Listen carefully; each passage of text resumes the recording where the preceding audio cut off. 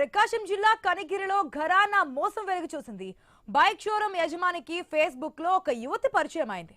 తరచూ చాటింగ్ చేస్తూ అతన్ని ట్రేడింగ్ యాప్ పేరుతో మాయమాటలు చెప్పింది. అతడి నుంచి 1,16,00,000 రూపాయలు స్వాహా చేసింది. తర్వాత యువతి ఫేస్బుక్ ఐడి బ్లాక్ చేయడంతో కంగుతిన్న బాధితుడు కనిగిరి పోలీసులకు ఫిర్యాదు చేశారు. దీంతో పోలీసులు కేసు నమోదు చేసి దర్యాప్తు చేస్తున్నారు.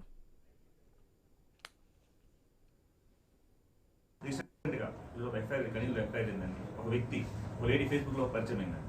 ఆ పరిచయం ద్వారా ఆమె చాటింగ్ చేస్తూ తద్వారా ఆమె ద్వారా ఒక వాట్సాప్ గ్రూప్ కూడా ఎంటర్ అయ్యి దాంట్లో ట్రేడింగ్ అతను చేయడం జరిగింది. ట్రేడింగ్ లో అతను దాదాపు 1,16,00,000 పోగొట్టుకున్నాడు.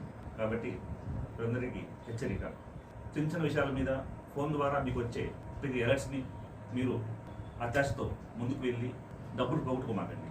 దయచేసి ఏదైనా సరే చేసేటప్పుడు ముందుగా ఆలోచించి మీ యొక్క ఇంట్లో వాళ్ళకి, మీ స్నేహితులకి ఎక్స్పర్ట్స్ ఒపీనియన్ తీసుకొని ముందుకు వెళ్ళండి.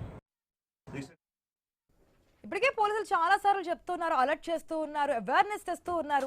ఇటువంటి మోసాలకి పాల్పడకండి. ఇటువంటిది ఏదైనా జరుగుతున్నప్పుడు మీ దగ్గర ఉన్న పోలీస్ స్టేషన్కి కానీ లేదంటే మీ పెద్దవాళ్ళకి కానీ ఎవరికైనా చెప్పండి. అంతా జరిగింది అది చెప్తే ఏం చేసేది ఏమి ఉండదు. కాబట్టి ముందుగానే మేల్కోండి అని చెప్పి ఇప్పటికే అనేక సందర్భాలు చెప్తున్నారు. కానీ ఇటువంటి ఘరానా మోసాలు మనం వెలుగు చూస్తూనే ఉన్నాం. అప్డేట్స్ మా ప్రతినిధి సుధాకర్ ద్వారా తెలుసుకుందాం.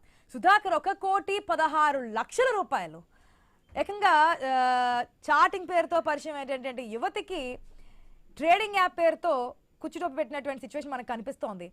ఏం చెప్తున్నాడు బాధితుడు? ఎందుకు 1,16,00,000 చాలా పెద్ద అమౌంట్ మనకు కనిపిస్తోంది.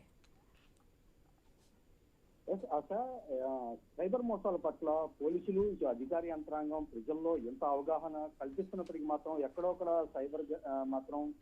సైబర్ నేరగాళ్ల ఉచ్చులో మాత్రం ప్రజలు చిక్కుకుంటున్నారు. ఈ నేపథ్యంలోనే ప్రకాశం జిల్లాలో తాజాగా కనిగిరిలో అయితే సైబర్ ఘరానా మోసం అయితే వెలుగు చూసింది. పట్టణంలోని ఓ బైక్ షోరూమ్ చెందిన యజమానికి కొద్ది రోజుల క్రితం అయితే ఫేస్బుక్ లో శరణ్యారెడ్డి పేరుతో అయితే యువతి పరిచయం అయింది. అయితే తరచూ ఆ యువతి ఈ బైక్ షోరూమ్ యజమానితో ఫేస్బుక్ లో చాటింగ్ చేస్తూ వస్తుంది. ఈ నేపథ్యంలోనే ఏదైతే చాటింగ్ నేపథ్యంలోనే బైక్ షోరూమ్ యజమాని ట్రేడింగ్ వైపు మొగ్గు చూపేలా చేసింది. ఆమె మాయమాటలతో బైక్ షోరూమ్ యజమాని వద్ద నుండి విడతల వారీగా సుమారు 1,16,00,000 రూపాయలను అయితే డబ్బులనైతే ఆమె అకౌంట్ లోకి అయితే ట్రాన్స్ఫర్ చేయించుకుంది.